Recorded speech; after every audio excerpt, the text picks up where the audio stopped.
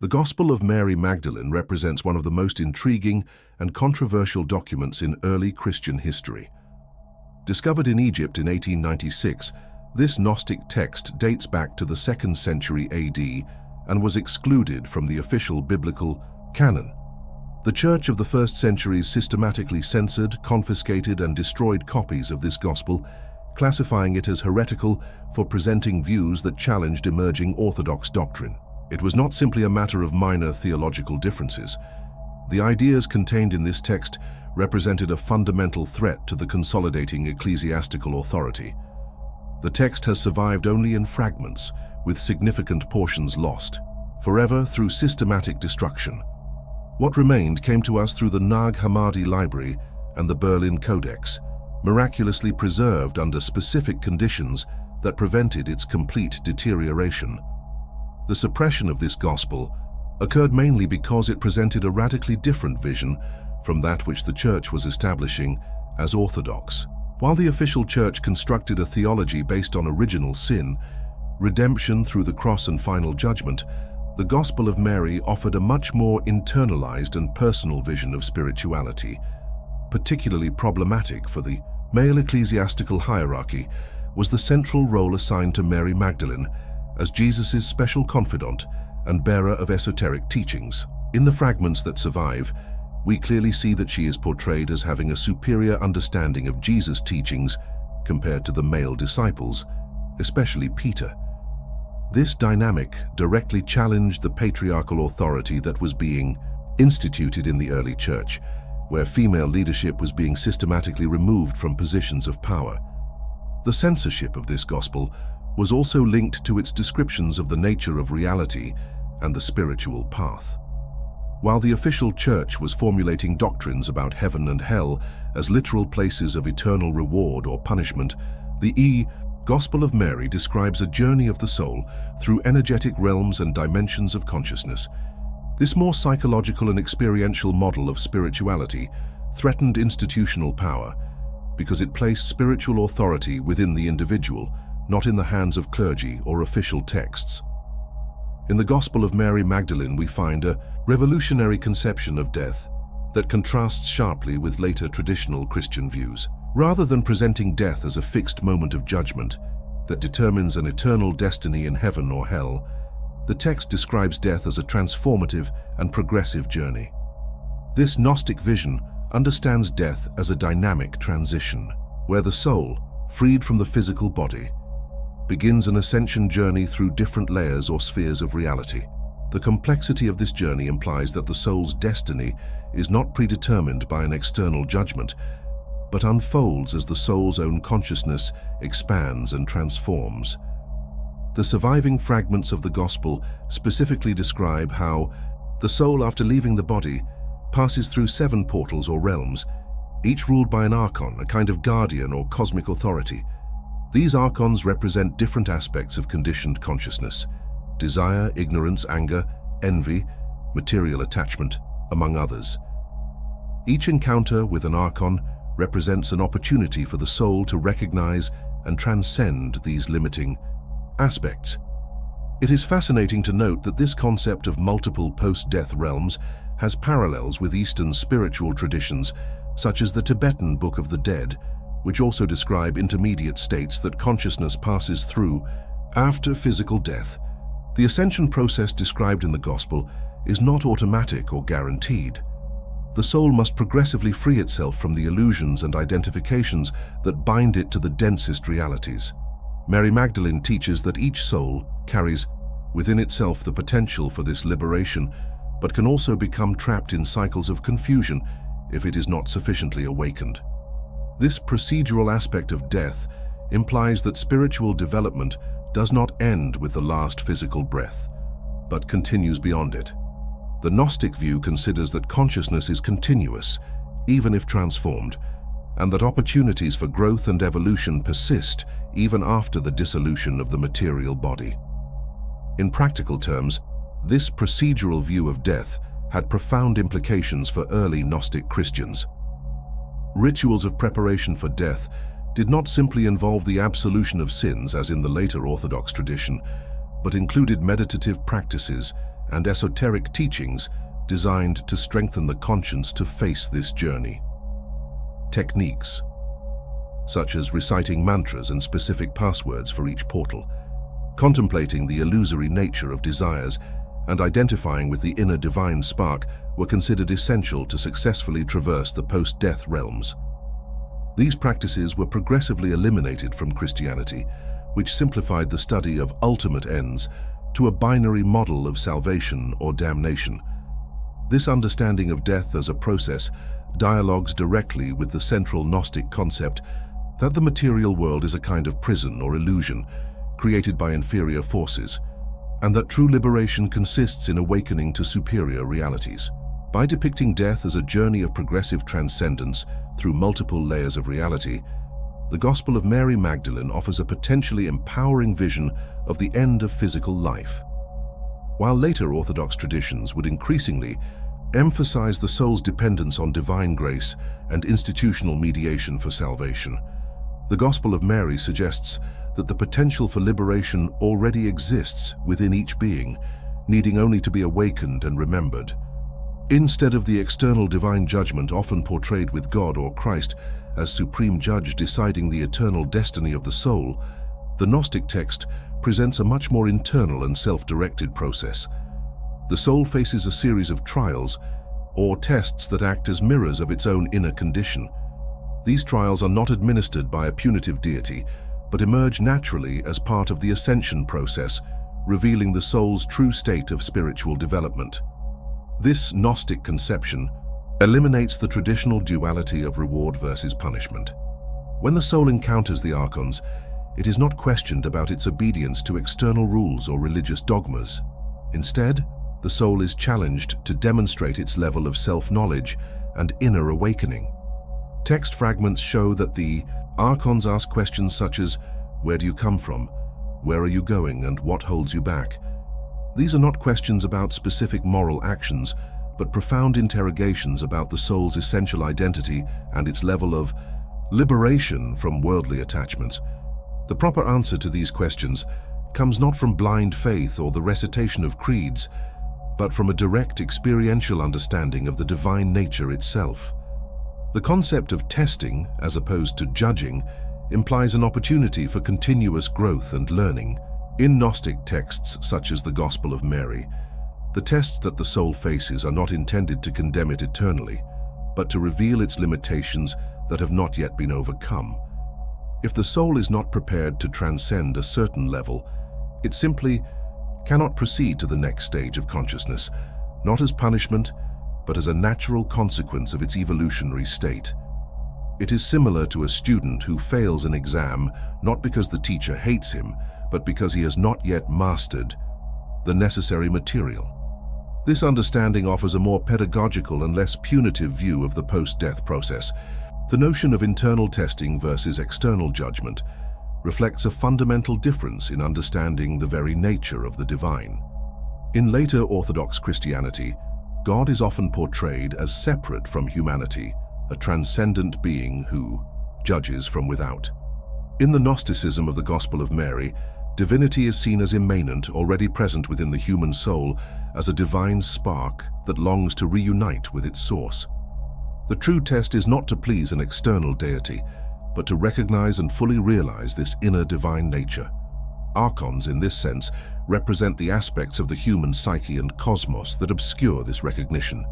They are not agents of punishment, but natural obstacles on the path to spiritual awakening.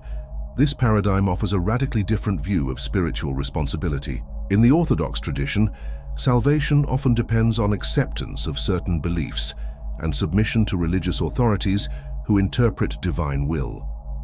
In the Gospel of Mary, the responsibility lies entirely with the development of the soul's own consciousness. There are no intermediaries, no intercessors who can do the inner work in the individual's place. This view was deeply empowering for the early Gnostics, but it represented a significant threat to the budding religious institutions, which based their authority precisely on the idea that they could mediate the relationship between the human and the divine, determining who would be saved or damned based on adherence to official doctrines. In the Gospel of Mary Magdalene, he points out that the ascension of the soul does not depend primarily on faith or belief in certain dogmas, but on the state of consciousness reached by the individual. This awakening of consciousness is not a momentary act of conversion or intellectual acceptance of certain ideas, but a gradual process of expanding perception and dissolving illusions. According to this gospel, an awakened soul, free from the veils of forgetfulness, material attachments, and false identifications, naturally ascends to the higher realms because it recognizes its true nature. This Gnostic understanding creates a fundamental distinction between transformative knowledge and simple belief. In the tradition that developed from this gospel, saving knowledge is not external information that must be accepted by authority, but a direct, experiential realization of truth. This is why the text emphasizes states of consciousness such as lucidity, awakening, and remembrance, rather than virtues such as obedience, submission, or acceptance of dogma. Liberation comes when the soul becomes fully aware of its divine origin, and the illusions that keep it trapped in cycles of identification with the body and transitory emotions. This view suggests that true spirituality is essentially a process of self-knowledge and self-discovery. The state of consciousness necessary for ascension is often described in the text as being free from limiting dualisms. The soul that can rise is the one that has transcended polarities such as fear, desire, masculine, feminine, and even good-evil as absolute categories. Instead, there is a state of integration and wholeness that allows us to see beyond the apparent contradictions of the manifest world. In gospel language, this state is described as becoming whole or unifying opposites. Interestingly, this view finds parallels in Eastern traditions such as Buddhism and Advaita Vedanta, which also emphasize the transcendence of dualistic perception as the key to spiritual liberation. Spiritual memory plays a crucial role in this uplifting process. The gospel suggests that the soul is not actually acquiring something new on its spiritual journey, but rather remembering its true nature and origin. This remembering is fundamentally different from the acquisition of new beliefs or the accumulation of good deeds. The soul already contains within itself all the wisdom necessary for its ascension. Spiritual work consists of removing the veils that obscure this innate wisdom. This is why contemplative, meditative, and introspective practices were so valued in Gnostic communities that revered texts such as the Gospel of Mary Magdalene. This consciousness-based view of ascension has radical implications for everyday spiritual practice. If elevation depends on the state of consciousness and not on faith or external works, then true spiritual work occurs primarily within the being, not through external rituals or adherence to moral rules imposed from outside. Gnostic practices thus included exercises in self-knowledge, contemplation of spiritual paradoxes, and techniques for transcending identification with transient thoughts and emotions. The goal was not to accumulate heavenly credits through good deeds or avoid punishment through the fear of hell, but to cultivate a state of consciousness that naturally resonates with the higher realms of existence, allowing the soul, after death, to naturally ascend to these levels, free from the bonds that would bind it to cycles of unconsciousness.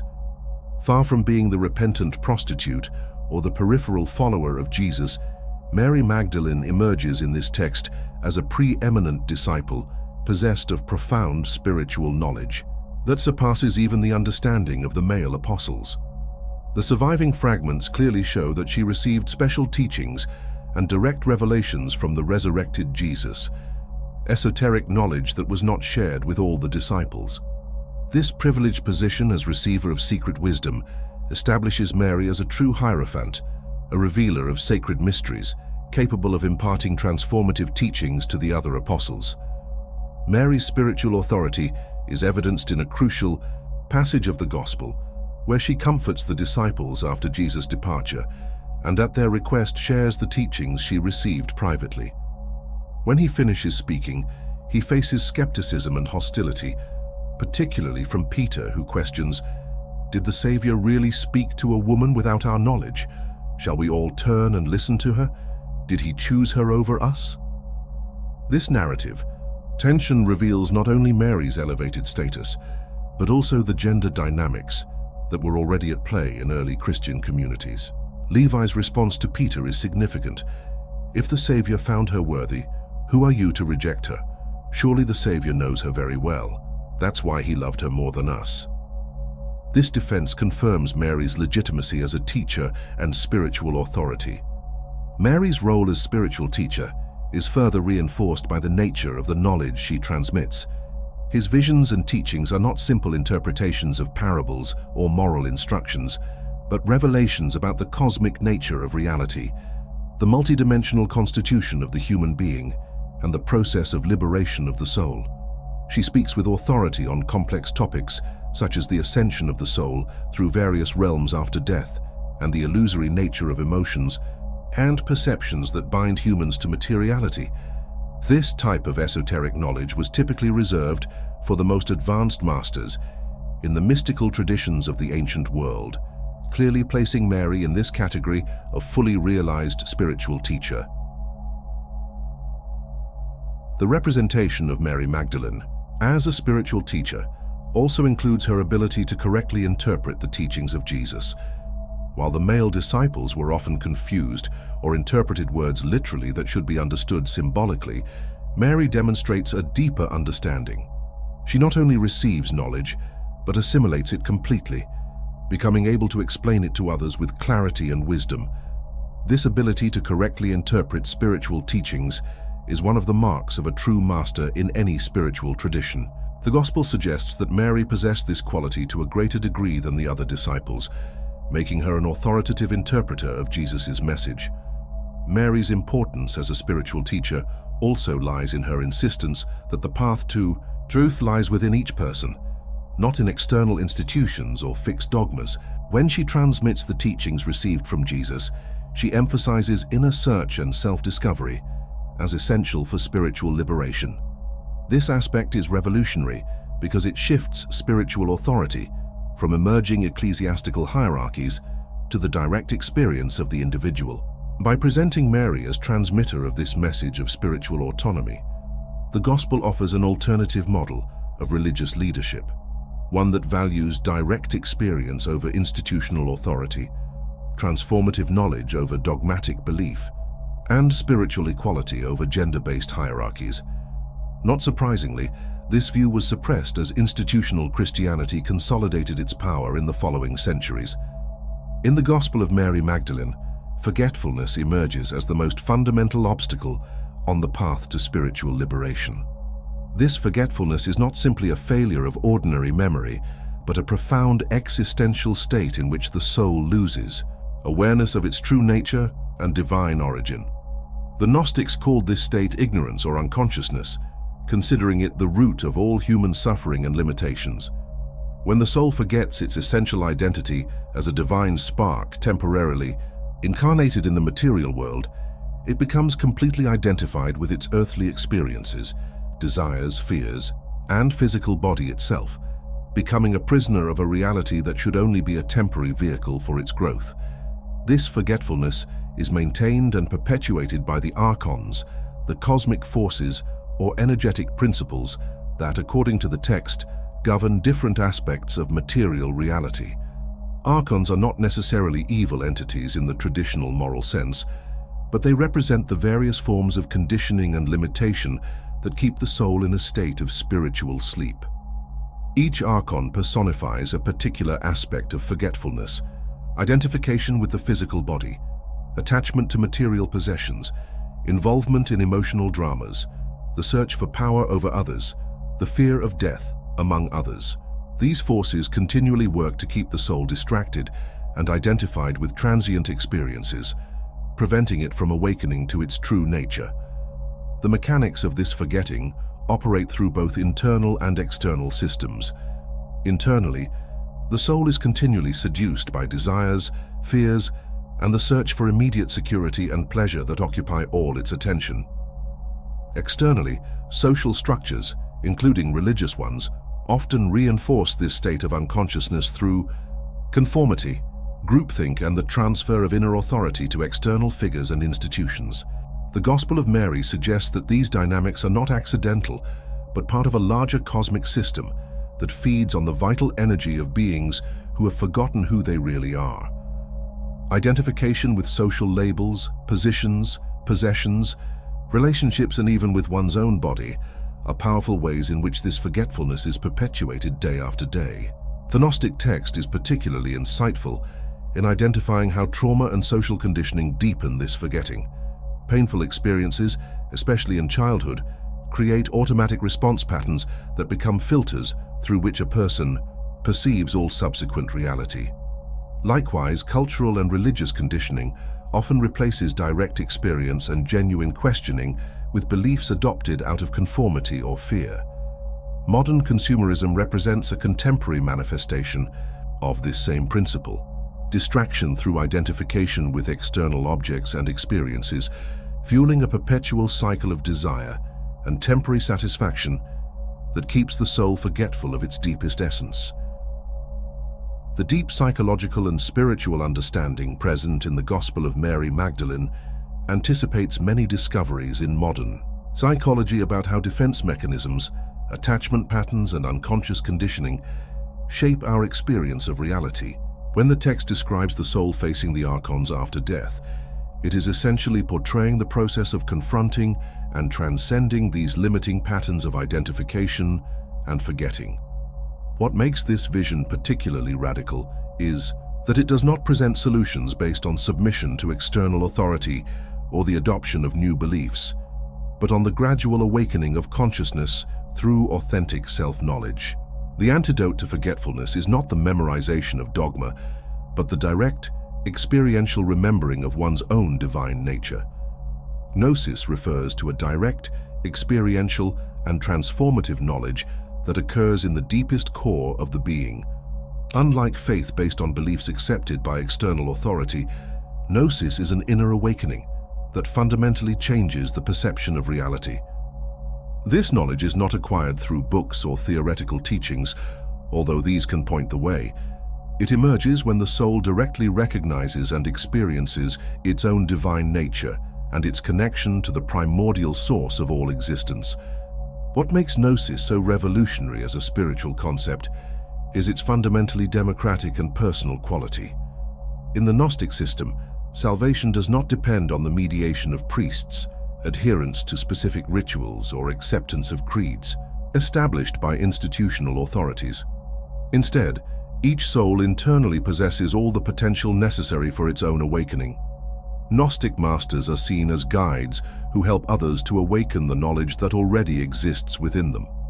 This perspective transfers spiritual authority from external institutions to the individual's inner experience, a potentially subversive view that threatened the religious hierarchical structures emerging in early Christianity. Gnosis as liberating. Knowledge operates through the recognition and dissolution of illusions that keep the soul trapped.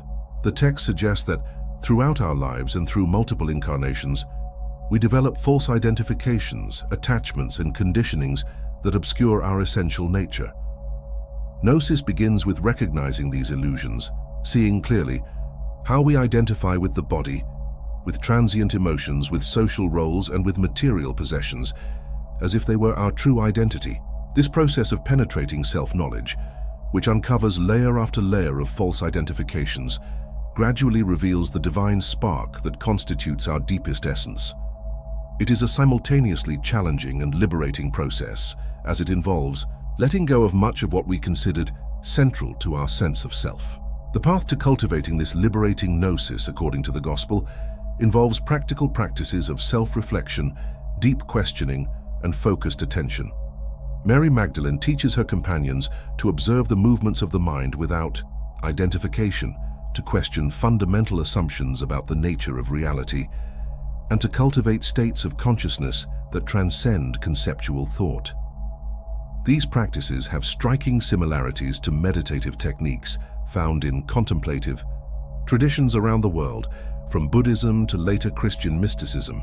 The goal is not to acquire more information or construct more elaborate philosophical systems, but to create the inner conditions for a direct awakening of consciousness, an immediate recognition that transcends the limitations of the conceptual mind and opens the door to subtler dimensions of perception. The remembrance of divine origin is a central theme in this vision of gnosis.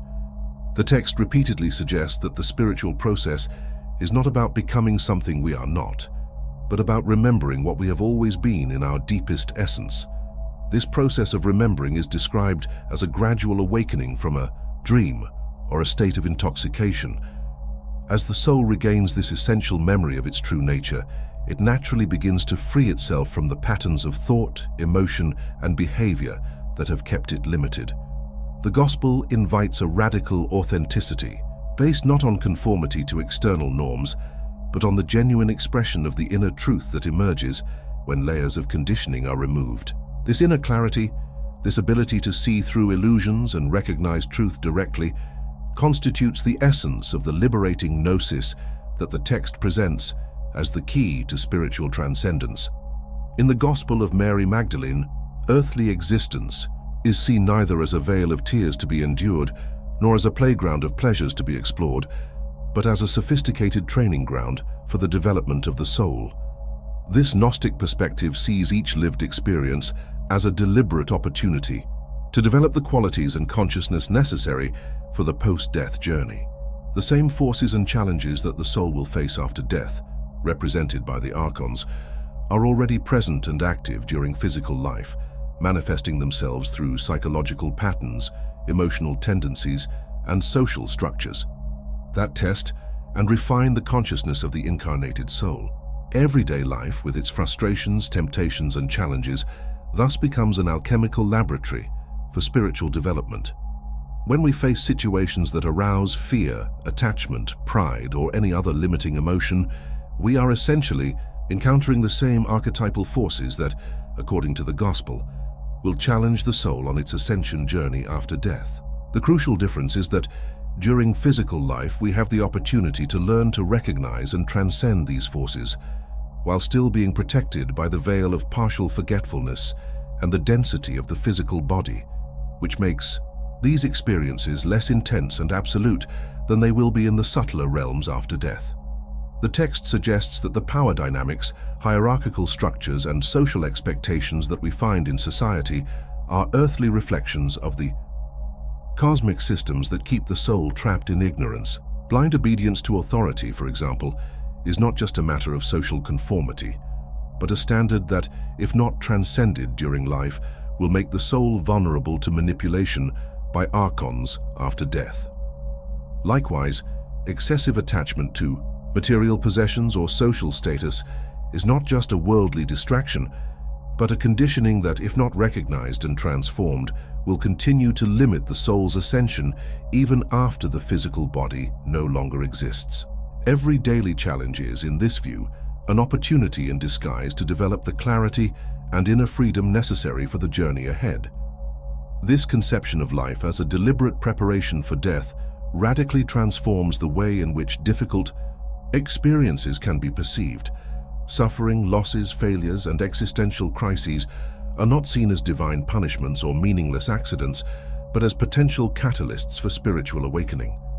When we face situations that challenge our identifications, that shake our certainties, or that force us to question fundamental assumptions about ourselves and reality, we are being presented with precise opportunities for the kind of transformative self-knowledge that the Gospel calls gnosis. Life, with all its complexities and contradictions, is the perfect curriculum for the soul that seeks to free itself from the illusions that keep it trapped. The Gnostic concept of life as spiritual training also implies a deep responsibility for one's own inner development.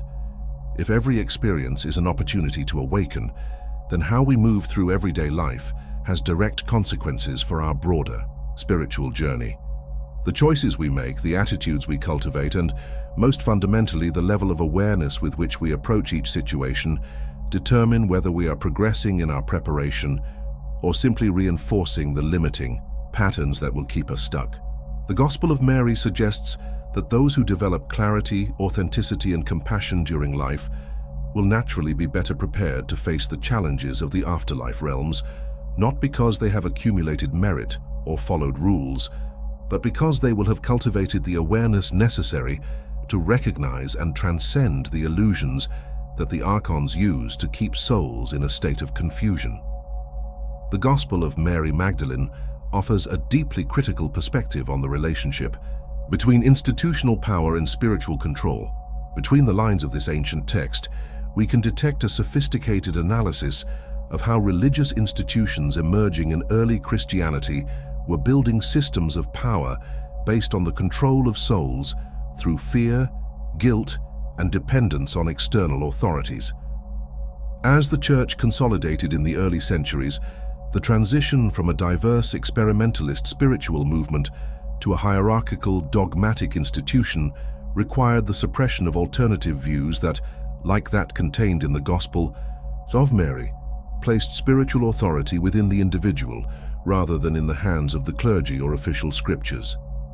This spiritual manipulation operated, and in some contexts still operates, through specific psychological mechanisms. First, the creation and promotion of fear, particularly the fear of eternal damnation, as a form of social control. By establishing doctrines about original sin, humanity's collective guilt, and imminent divine judgment, ecclesiastical authorities positioned themselves as indispensable intermediaries for salvation. The contrast with the Gnostic view is evident. While the Gospel of Mary presents a process of ascension based on self-knowledge and inner awakening, Orthodox theology increasingly emphasized the dependence on institutional and sacramental mediation to escape divine punishment. This difference was not just philosophical, but deeply political in its implications. The institutional hierarchy found powerful support for its power structures in the Orthodox belief system. By exclusively positioning men as holders of special spiritual authority through priestly and episcopal ordination, the Church created a system where access to the divine was necessarily mediated by authorized representatives of the institution. Esoteric knowledge, which in the Gnostic context was seen as accessible to all through direct experience and self-discovery, was gradually replaced by dogmas that were to be accepted on faith and interpreted only by the legitimate holders of ecclesiastical authority. The figure of Mary Magdalene as an authoritative spiritual teacher, a woman who received direct knowledge without the need for male intermediaries, represented a fundamental threat to this emerging paradigm, which partly explains the suppression of her importance in official Christian history. The control of narratives about the afterlife proved to be particularly effective as an instrument of institutional power. While the Gospel of Mary describes a process of gradual ascension that depends on the level of individual consciousness, the Orthodox doctrine that became consolidated emphasized a binary judgment culminating in eternal salvation or perpetual damnation. This simplified model, with its clear division between saved and damned, created not only a powerful incentive to conform to institutional norms, but also justified the exclusion and persecution of dissidents, heretics, and members of other religious traditions.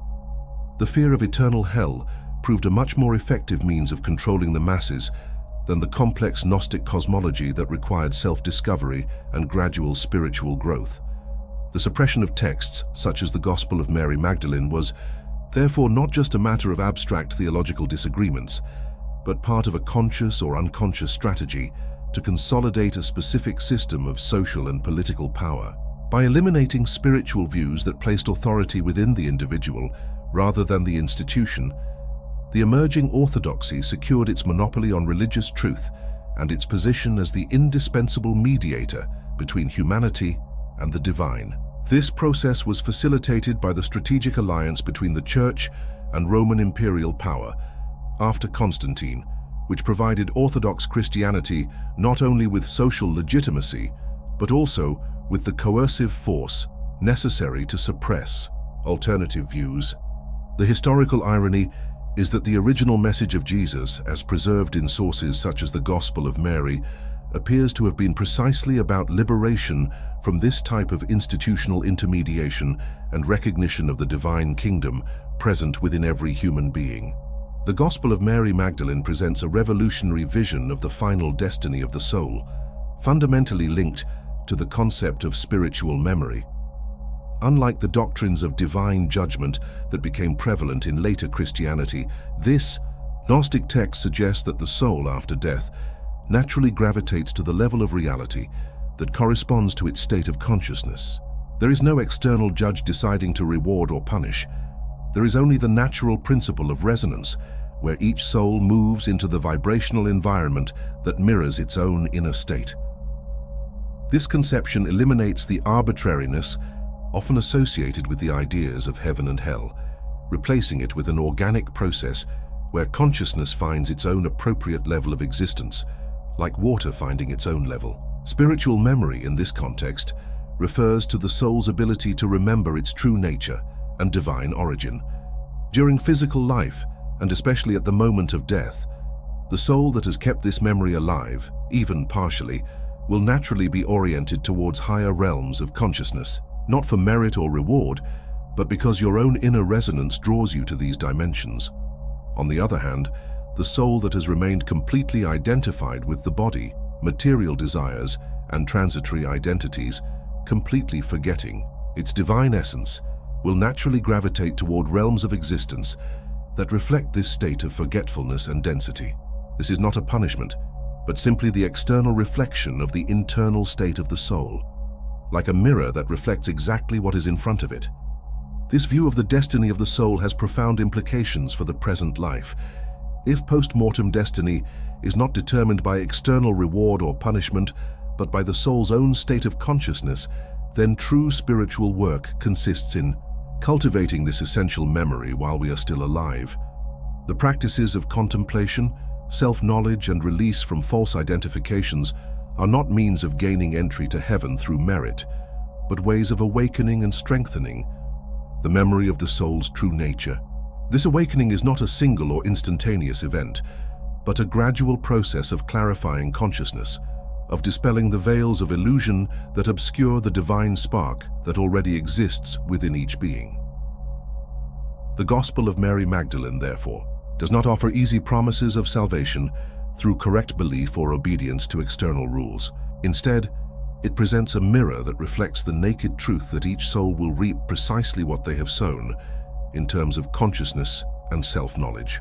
This view may seem demanding, as it places responsibility for spiritual destiny firmly in the hands of the individual, with no possibility of transferring it to an external savior or mediating institution. However, it is also deeply hopeful, for it suggests that the potential for liberation is always present within each being, needing only to be awakened and remembered. The soul's ultimate destiny is therefore not a verdict imposed from outside, but the natural and authentic expression of its own level of awakening and self-knowledge, a perfect reflection of the consciousness the soul has cultivated throughout its journey.